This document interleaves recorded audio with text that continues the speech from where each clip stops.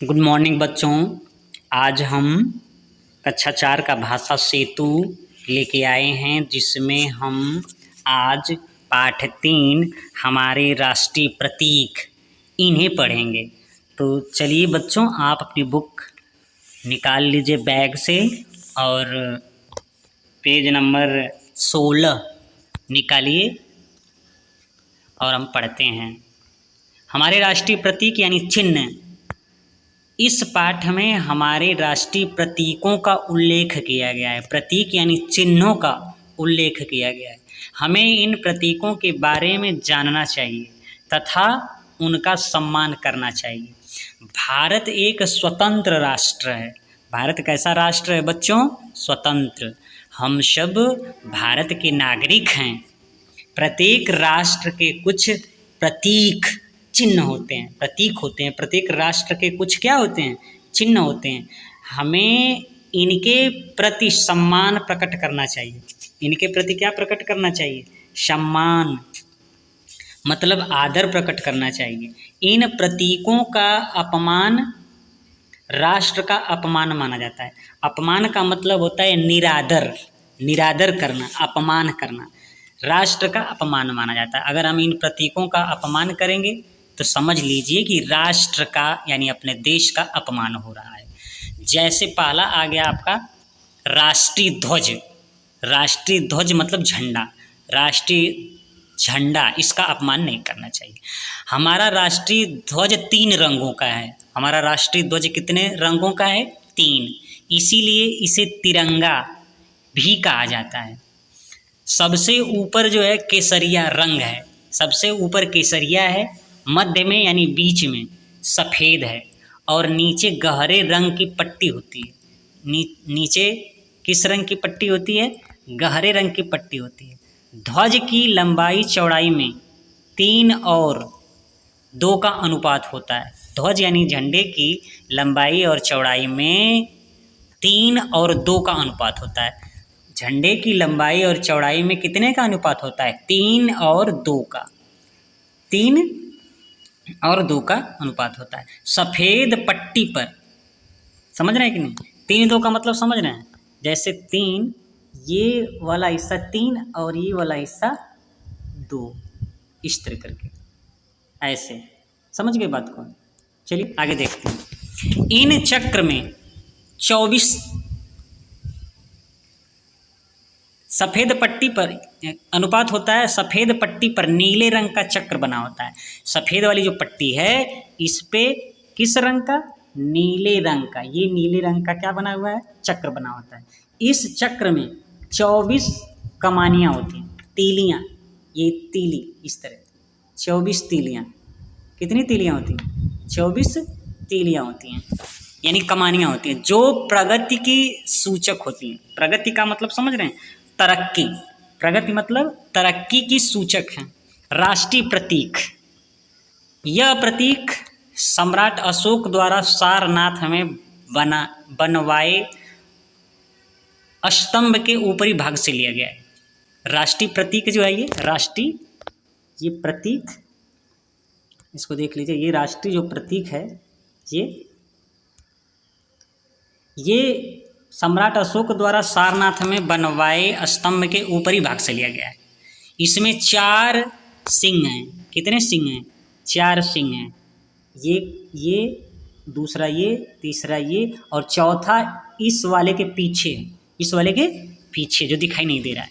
इसमें 4 सिंह हैं जो पीठ मिलाकर खड़े हैं। चौथा सिंह पीछे होने के कारण सामने से दिखाई नहीं देता है। इसके नीचे बीचों बीच एक चक्र है। ये देखिए, इसके बीचों बीच क्या है? एक चक्र है। ये एक चक्र है।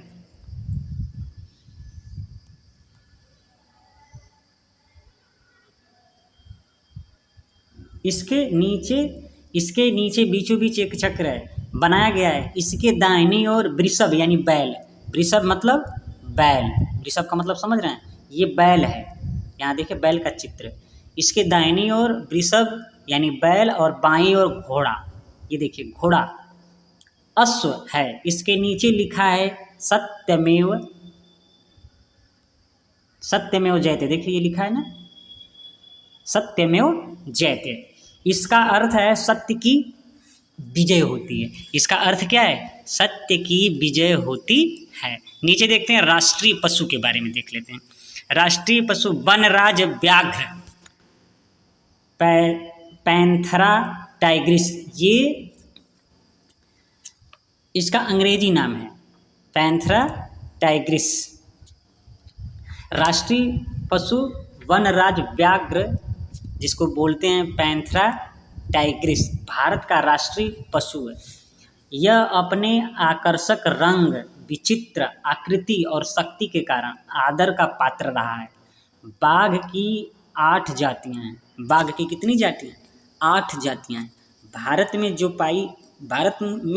जो जाति पाई जाती है उसे अंग्रेजी में रॉयल बंगाल टाइगर कहते हैं। उसे रॉयल बंगाल, जो भारत में पाया जाता है उसे क्या कहते हैं? रॉयल बंगाल टाइगर, उसे कहते हैं रॉयल बंगाल टाइगर कहते हैं। अब इनकी संख्या 4500 से ऊपर है। अब इनकी संख्या कितनी है? 4500 से ऊपर है। 4500 से क्या है? ऊपर है। अब राष्ट्रीय पक्षी के बारे में जानते हैं। राष्ट्रीय पक्षी मोर, जिसको पाओ क्रिस्टेटस कहते हैं, अंग्रेजी नाम या वैज्ञानिक नाम पाओ क्रिस्टेटस वैज्ञानिक नाम है इसका, वैज्ञानिक नाम। सारी जो बाघ का था ये मोर का है पाओ क्रिस्टेटस, और यहाँ पे है वैज्ञानिक नाम पैंथरा टाइग्रिस, ये वैज्ञानिक नाम है। कौन सा नाम? वैज्ञानिक। और भारत का राष्ट्रीय मोर जो है भारत का राष्ट्रीय पक्षी है, जिसका वैज्ञानिक नाम है मानो क्रिस्टेटस। यह विश्व के सुंदर पक्षियों में से एक है। नर मोर विशेष सुंदर होता है।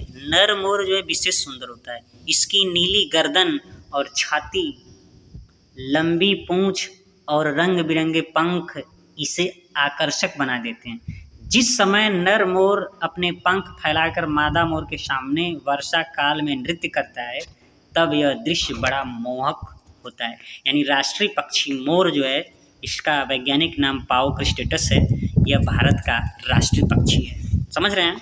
अब हम नीचे देख लेते हैं राष्ट्रगान। राष्ट्रगान जन गण मन हमारा राष्ट्रगान है।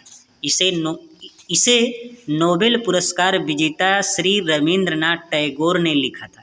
यानी जन गण मन को रविंद्रनाथ टैगोर ने लिखा था, इसी के कारण इन्हें नोबेल पुरस्कार मिला। अब आगे देखिए, 24 जनवरी 1950 को इसे राष्ट्रगान के रूप में स्वीकार किया गया। इसे 24 जनवरी 1950 को राष्ट्रगान के रूप में स्वीकृति मिली, यानी स्वीकार किया गया। इसकी अपनी धुन है। राष्ट्रीय धुन को बजाने में, इस धुन को गाने में, बजाने में या बोलने में 52 सेकंड लगते हैं। कितने सेकंड का समय? 52 सेकंड का। अब हम राष्ट्रीय गीत के बारे में जानेंगे। वंदे मातरम हमारा राष्ट्रीय गीत है। वंदे मातरम हमारा क्या है? राष्ट्रीय गीत है। इसे बंकिम चंद्र चटर्जी ने लिखा था। वंदे मातरम किसने लिखा? बंकिम चंद्र चटर्जी ने। और जनगण मनगढ़ किसने लिखा? रविंद्रनाथ टैगोर ने। स्वतंत्रता आंदोलन के समय यह गीत बहुत गाया जाता था। वंदे मातरम का नारा तो हर भारतवासी के मुख पर था। हर भारतवासी के मुख पर था। इसे प्रथम बार 1896 में कांग्रेस के अधिवेशन में गाया गया था। वंदे मातरम को पहली बार 1896 में कांग्रेस के अधिवेशन में गाया गया। तो बच्चों, ये हमारे कुछ राष्ट्रीय चिन्ह प्रतीक थे, जिसका सम्मान करना चाहिए, जिनका निरादर नहीं करना चाहिए। तो ये पाठ यहीं पे समाप्त हो रहा है। तो इसके शब्दार्थों को भी देख लेते हैं। फिर देखिए, प्रतीक यानी चिन्ह, प्रतिरूप। प्रतीक यानी चिन्ह होता है। अपमान मतलब निरादर, मध्य मतलब बीच, वृषभ मतलब सांड, विचित्र मतलब अनोखा, शक्ति मतलब ताकत। सम्मान का अर्थ है आदर, ध्वज मतलब झंडा, प्रगति मतलब तरक्की, और वन राज का मतलब होता है जंगल का राजा, और आकृति मतलब शक्ल या बनावट, नृत्य मतलब नाच। तो बच्चों वीडियो को हम यहीं समाप्त करेंगे, कि नेक्स्ट वीडियो में प्रश्नोत्तर लेके आएंगे। तो बच्चों अगर आप लोगों को वीडियो अच्छी लगे तो वीडियो को लाइक सब्सक्राइब करना न भूलें। नमस्कार। लाइक सब्सक्राइब व बेल आइकन दबाना न भूलें।